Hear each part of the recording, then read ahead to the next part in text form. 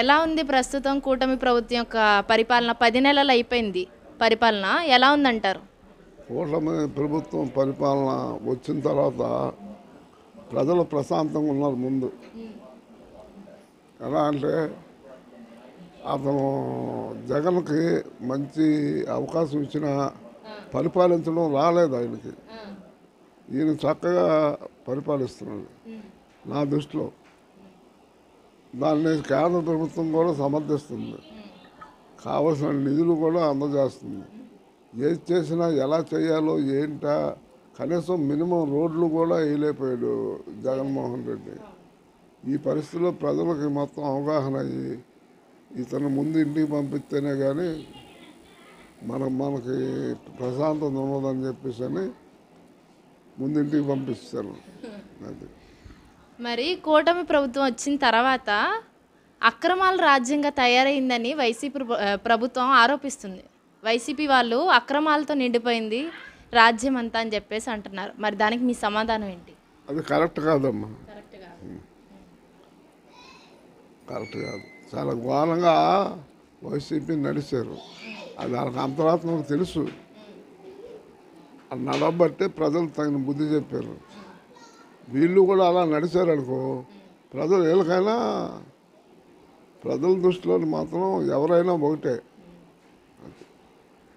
జనసేన అధినేత పవన్ కళ్యాణ్ గారు ఆయన పరిపాలన ప్రారంభించిన నాటి నుంచి ఇప్పటి వరకు కూడా పల్లెలు ప్రాంతాలు అభివృద్ధి చెందాయి అంటున్నారు.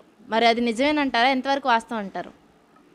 నిజమే, ప్రతి పల్లెకి తిరుగుతున్నారు. నా దృష్టిలో యావరేజ్గా అన్నీ కూడా డెవలప్ చేయాలనే ప్లాన్లో వాళ్ళు కూటమి ప్రభుత్వం చాలా కష్టపడుతున్నారు. ఇటు బీజేపీ ఏమైనా ఉన్నాయి, అటు జనసేన ఏమైనా ఉన్నాయి, ఇటు తెలుగుదేశం ఏమైనా ఉన్నాయి. ఉమ్మడిగా ఆలోచనతోనే ముందుకెళ్తున్నారు. ప్రతి సమస్యని కూడా క్యాబినెట్ ముందు పెట్టి తీర్మానం చేసి ఆమోదం పొందిన తర్వాత ఆ పనులు ప్రారంభిస్తున్నారు. అంతేగాని ఏకనిర్ణయంగా జగన్మోహన్ రెడ్డి అందరినీ తొక్కేసి అది ఒక్కడే నిర్ణయం తీసుకొని బట్టలు నొక్కేస్తే సరిపోద్ది అనుకున్నాడు. అది కరెక్ట్ కాదు. మరి చంద్రబాబు గారు సూపర్ 6 పథకాలని, రైతు భరోసా, అమ్మఒడి ఇలా కొన్ని పథకాలు తీసుకొచ్చారు. మే నెల నుంచి అవి అమల్లో కూడా వస్తున్నాయి. దానిపై మీ స్పందన ఏంటి? అసలు అమల్లోకి వస్తాయంటారా, రావంటారా, ఏంటి? వస్తాయి వస్తాయి ప్రజలకు అందుబాటులో తీసుకొస్తాడు. ప్రజలకి అన్ని రంగాల్లో కూడా ముందుకు తీసుకెళ్ళడానికి ఆయన ఆలోచన చేస్తున్నాడు. అది అంతకుముందు కూడా ఆయన చేశాడు. ఉమ్మడి ప్రభుత్వంలో కూడా అతను చేశాడు. అయినప్పటికి కూడా ఆయన ఏంటంటే చంద్రబాబు నాయుడికి అతని ఆలోచన చేస్తూ అందరినీ ఇప్పుడులాగా తీసుకొని అందరిని తీసుకొని వెళ్ళటం మర్చిపోతాడు ఒక తప్ప. మరి వయసు పెద్ద అవడం వల్ల ఏంటో మరి నాకు తెలియదు. అలా అందరిని కలుపుకొని వెళ్తే మాత్రం చాలా బాగుంటుంది. అది మొన్న జగన్ గారు ప్రెస్ మీట్లో పోలీసుల్ని బట్టలు తీసి కొడతా అని చెప్పేసి కొన్ని వ్యాఖ్యలు అయితే చేశారు. పోలీసులకు వ్యతిరేకంగా, కూటమి ప్రభుత్వానికి వ్యతిరేకంగా. ఆ వ్యాఖ్యలు ఎలా ఉన్నాయంటే జనాల్లో జగన్పై చిరాకు అనేది వచ్చేలా ఉన్నాయి ఆ వ్యాఖ్యలు. మరి దానిపై మీ స్పందన ఏంటంటే పోలీసుల్ని బట్టలు తీసి కొడతా అనడం చాలా పెద్ద మాట. దానిపై మీ స్పందన ఏంటి? అది కరెక్ట్ కాదు. ఆయనకి తెలుసు.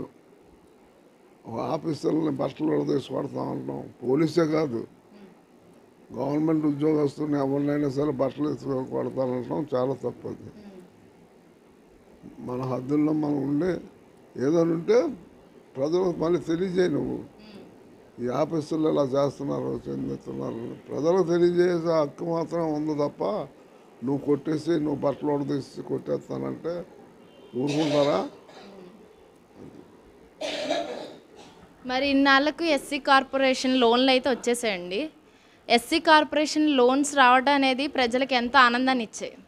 ఒక పక్క దాని మీద కూడా సోషల్ మీడియాలో జగన్ వాస్తవాలు ఇవి కాదు, ఎస్సీ కార్పొరేషన్స్ లోన్ వెనకాల చాలా అక్రమాలు జరుగుతున్నాయని చెప్పేసి అంటున్నారు. దానిపై మీ స్పందన? అది కరెక్ట్ కాదమ్మా. లోన్లోని అక్రమాలు ఎందుకు జరుగుతాయి? వాళ్ళకి ఇవ్వాల్సిన లోన్ ఇస్తారు, దానికి సబ్సిడీ ఎంత ఇవ్వాలో అంత ఇస్తారు అంతే. గవర్నమెంట్ ఏదైతే పాస్ చేసిందో అది లేదు. అక్కడ ప్రతి దానికి అక్రమాలు జరుగుతున్నాయంటే అయ్యే పనులు అవనకుండా అడ్డుపడటం. ఇప్పుడు వాలంటీర్ వ్యవస్థ అవసరం అంటారా? గత ప్రభుత్వంలో వాలంటీర్ వ్యవస్థ పెట్టారు జగన్ గారు. మరి ఈ ప్రభుత్వంలో వాలంటీర్ వ్యవస్థ అనేది అవసరం లేదంటున్నారు. మరి మీ సమాధానం ఏంటి? వాలంటీర్ వ్యవస్థ కావాలంటారు వద్దంటారు? అంటే ఒక 5 సంవత్సరాలు అమలు జరిగింది కదా, ప్రజలు దానికి అలవాటు పడ్డారు కదా. సడన్గా తీసేస్తే అది మళ్ళీ ప్రజలు ఇబ్బంది పడతారు. అది అంచెలంచెలుగా ఏం చేస్తే బాగుంటుందని ప్రభుత్వం ఆలోచించి ఒక నిర్ణయం తీసుకొని కొద్ది తగ్గిస్తూ వస్తే మంచిది. ఒకే దఫా తీసేస్తే ప్రజలు ఇబ్బంది పడతారు, వాలంటీర్లు ఇబ్బంది పడతారు. ఇంకో చివరి క్వశ్చన్ అండి. ఇప్పుడు అమరావతి రాజధాని కాబట్టి సొమ్మంతా తీసుకెళ్ళి అమరావతికే పెడుతున్నాడు, అమరావతి తప్ప ఇంకేది డెవలప్ చేయట్లేదు అంటున్నారు. మరి దానిపై మీ స్పందన? ముందు అమరావతి డెవలప్ అవ్వాలమ్మా. ఎందువల్లంటే అది మన రాజధాని.